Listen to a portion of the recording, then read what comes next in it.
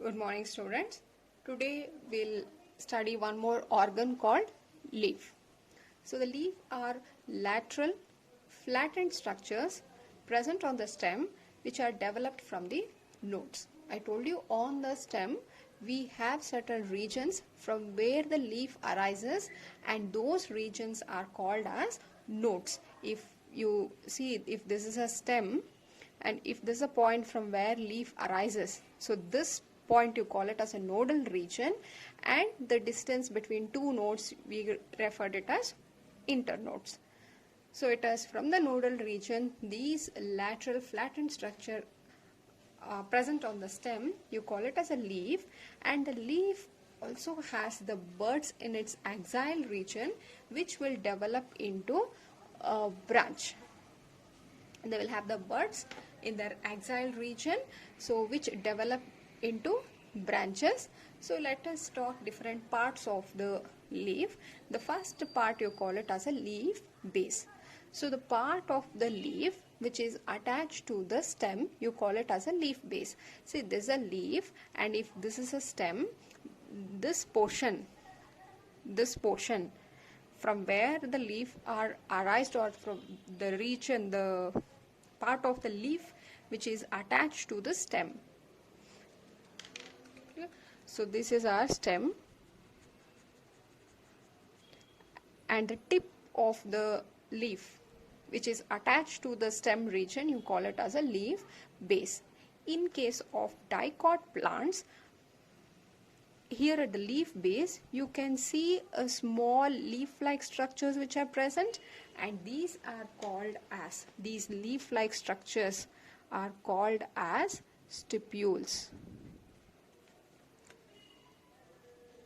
And in case of monocots, if it is a monocots, the leaf base is not like this. They are being covered, they form a leaf sheath. That is, if this is in case of banana or grass, you might have seen, if this is a stem portion, the leaf base is a leaf. Clear? So here the base of the leaves are enclosed here. They form a sheath around the stem. That is in case of a monocot. And at the tip of the leaf, the region where the leaves are attached to the stem, those portion, if this is a region which is attached to the stem, at the tip you can see a small swelling like this, and this portion you call it as a pulvinus. Clear? So this is the first portion of the leaf. Then it comes the stalk called as petiole. So it's a base, and this extended portion we call it as a petiole. So the leaf stalk is called as a petiole, and this will hold the next part, that is a leaf blade. For what we need a petiole? Say there might be leaves where petiole is absent. If petiole is present, it gives a flexibility to flutter. If petiole is there, the leaf can easily flutter like this, so that it can bring a cool and fresh air. I told you some of the leaves might not have the stalk, and those are called as a sessile leaves without the petiole. And the next portion, the third portion, is called as a leaf blade, or you call it as a lamina. So this portion here, see this one here, this portion we called it as petiole, and this green expanded portion what you see, this one you call it as a leaf blade, or you can also call it as a lamina, the green expanded parts. And what these leaf blades have is, see this one you call it as a midrib, the main rib here you call it as a midrib. From the midrib you can find the branches like this here. So these are called as a veins. These are called as vein, and the middle one you call it as midrib. And from the vein, these are called as veinlet. The leaf blade has vein, veinlet, midrib. So here the function of midrib is it will provide the rigidity to the leaf. So one thing, and second one, also it will provide a channel to transport the food, mineral, water. So here whatever the food or water, minerals, whatever it is coming, it is traveled, or it is transported through this midrib. It is acting as a channel for providing all this material, which can include food, water, or minerals. So this is of different parts of the leaf. So you can see here I have got a leaf. In this case, see, if this is stem region, is it clear? This is stem region, and this point from where leaf is attached to the stem, here the base of the leaf, you call it as a leaf base, and this portion is called as petiole. The stalk, you call it as petiole, and this expanded green portion forms a leaf blade. And inside the leaf blade, you can see, if this is clear, you can see the prominent line which is running at the mid, you call it as a midrib, and all other, these are called veins, and these, from the veins, you call it as a veinlet. Clear? This is midrib, these are veins, and these one are the veinlets. So these are the three parts of the leaf. Now, the arrangement of the vein and veinlet in the lamina of leaf are called as venation. They can ask you what is venation. It's the arrangement of veins and the veinlet. See, in this case,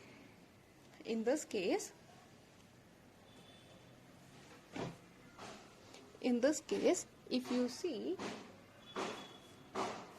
suppose if this is a leaf,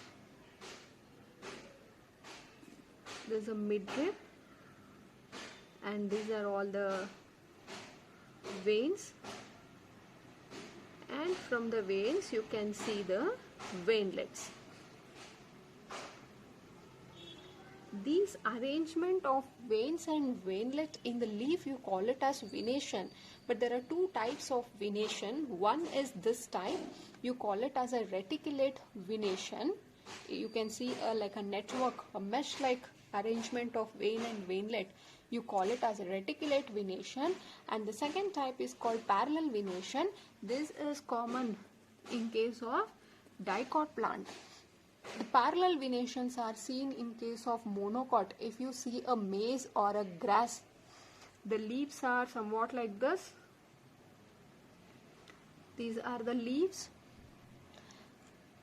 You can see the vein here, like these are the veins running parallel.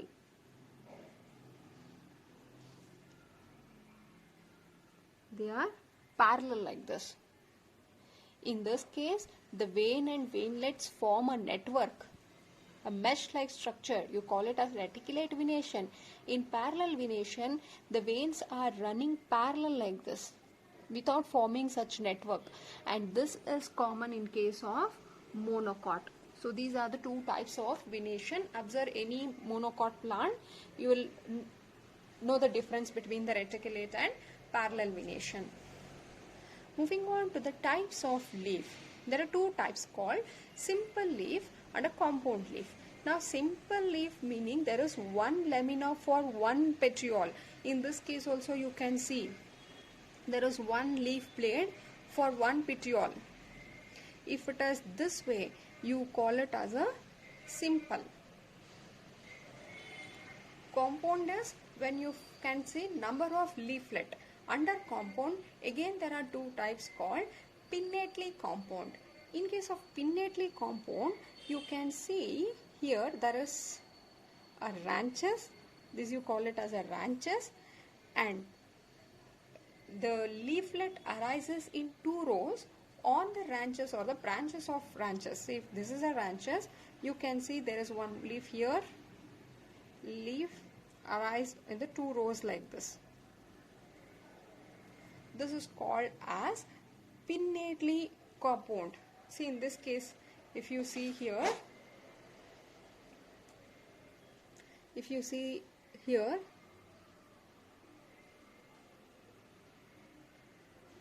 these are quite closed, but you can see here there is a branches.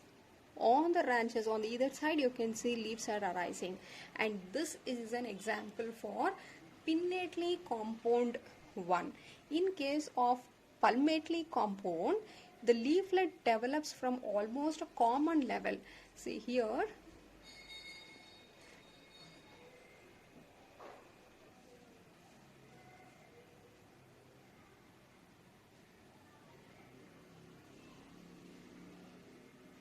something like this. You can see here, this is a leaflet, this is a second leaflet, third leaflet, fourth leaflet. All the leaves are arising from almost a common point here. So the leaflet arising from a common point. This type is also an example for compound, but they are palmately compound leaves. Am I clear? If there is one lamella for one petiole, these are called simple. If they have number of leaflet, you can see there are number of leaves present. That is an example for compound. Under compound, these are two types, pinnately and palmately compound leaf. Now, very important question here is regarding the phyllotaxy. So, arrangement of leaves on the stem. We know that the leaves are arranged on the stem. This based on the arrangement of the leaf on the stem, we have different types, but they can ask you what was phyllotaxy for 1 mark. You need to write the arrangement of leaves on stem or on a branches. You call it as phyllotaxy. So there are three main types of arrangement. One, you call it as alternate. See, in alternate, what happens if this is a stem? If this is a stem, you can find leaves arranged on the alternative. Suppose if this is a one leaf, another leaf comes on the opposite direction, that is an alternative, like this here. Then again the next leaf here, next leaf here. If it is this way, see somewhat like this, you can see here, if this is a stem,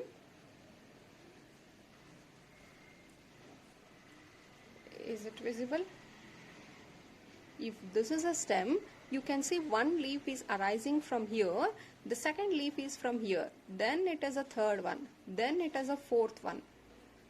So if it is arranged this way, you call it as alternative. And if it is like this, if this is a stem, if one leaf from here and another leaf from the other side exactly opposite to this, that is here. If it is this way, you call it as opposite. Is it clear?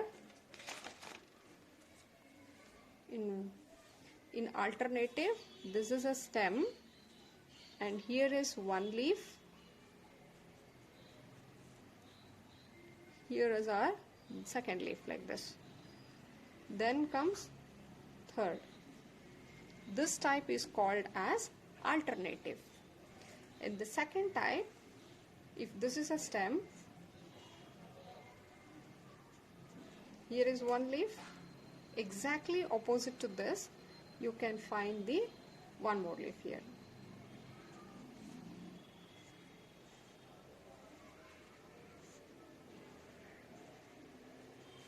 So this is a second type called opposite, and third type is called oral. In case of oral, if this is a stem, you can find leaves arranged orally like this. If there's a stem, around the stem you can find the oral arrangement, and this is seen in case of Nerium, China rose, Calotropis and Nerium. It is orally arranged on the stem like this. There is a third type. Under opposite, again we study two types. One you call it as opposite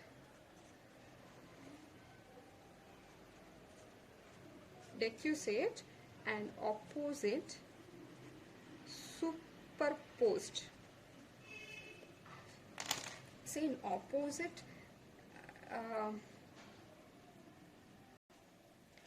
opposite superposed is simply this one. In opposite desiccated, what happens? Here also it is opposite. See, in the down, this pair is opposite, but next one is like this. From the top view, please observe the Calotropis leaf. You will get to understand that. See, if the first one is arranged like this, the next pattern is arranged in a different way. Don't worry, I'll show you all this in your practical classes. You'll understand it better.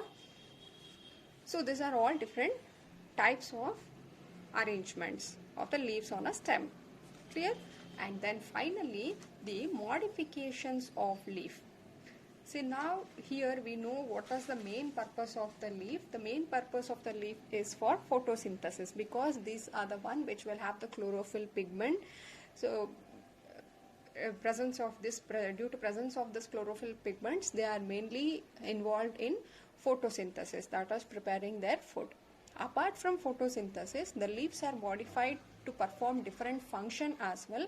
So those modified functions are: one, for climbing. I told you here leaves can be modified into tendrils, and this will help them in climbing. Example, if you see in case of pea plant and all, so these are all weak climber like, so where the leaves are modified into tendrils, and these tendrils will help in climbing. And second one, it is for protection. You can see in case of protection, they are modified into thorns or spines. This you can see in case of cactus. I told you in cactus, here this is a stem portion and the leaves are reduced into spines. They are like pricky thorns like type. This will offer the protection. So leaves are modified for protection. And second one, this in case of onion, you can see the leaves are modified into a fleshy things which are meant for storing the food. The fourth one is the insectivorous plants for trapping. You might have observed that the leaves are modified such that it will help in trapping the insects. You have seen in case of the picture plants here. The leaves are somewhat arranged like this. So as soon as insects sits here, it will trap the insects in this. Okay, so these are all modification. The leaf, clear? Just we'll revise once. These are lateral, flattened structures which are present on the stem, and these are developing from the nodal region, and it will have the buds. You can see here you can find the buds which can develop into branches. The leaves has three portion. One, it is the leaf base. So this is a end of the leaf to which where the leaves are attached to the stem. And in dicot you can find the stipules. In monocot they have this leaf sheath. That much is sufficient. Then the stalk of a leaf is called as petiole is important. Why petiole? Petiole helps in flexibility. See, since this petiole is present, the leaf can easily flutter like this. So this will help in bringing cool and fresh air. You can see here in this case the petiole is too short or petiole is completely absent. See, this is not a petiole. These are called branches. So again, the leaf blade, third portion is called leaf blade, where you can find the midrib and vein and veinlets are present. Here the leaf blade shape can be varied. There are different types of marginal, you will find different shapes. So then again, moving on to the venation, the arrangement of vein and veinlets are called as venation. There are two types called reticulate and parallel venation. Then there are two types of leaf called simple and compound. Under compound again we have two different types. Phyllotaxy is very important, the arrangement of leaves on the stem or branches. Based on this we have alternate, opposite and whorled type.